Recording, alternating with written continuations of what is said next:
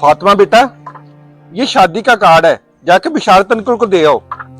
बाबा अभी उस दिन तो आपकी उनके साथ लड़ाई हुई है और आप शादी का कार्ड भिजवा रहे हैं। अरे बेटा, वो हमारे हमसाए हैं और बुराई को कभी बुराई के साथ खत्म नहीं किया जा सकता। बुराई को सिर्फ अच्छाई के साथ खत्म किया जा सकता है।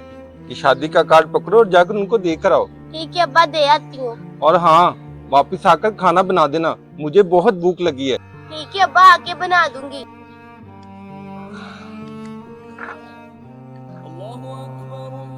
अजान हो रही है, ऐसा करता हूँ पहले नमाज पढ़ लेता हूँ।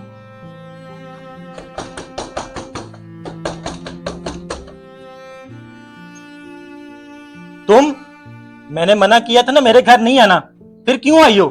बिशारत अंकल, अब्बा ने आपके लिए शादी का कार्ड भिजवाया है और अब्बा कह रहे थे आपने शादी पे जरूर आना है।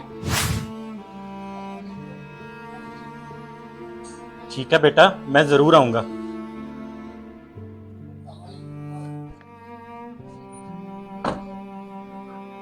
अस्सलामु अलैकुम वरहमतुल्लाह। अस्सलामु अलैकुम वरहमतुल्लाह।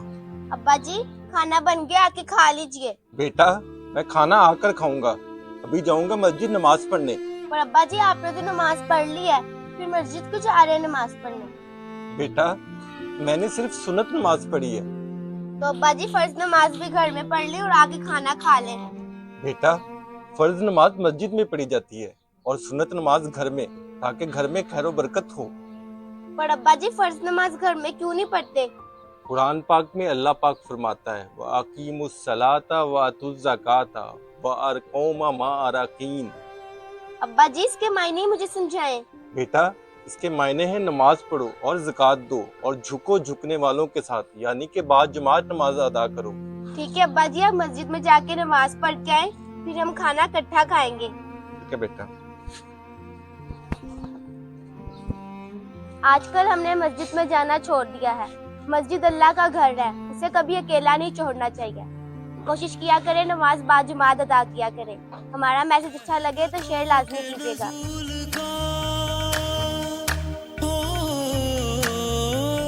अगर आपको हमारा ये मैसेज अच्छा लगे तो सदका जारिया समझकर शेयर ज़रूर कीजिएगा।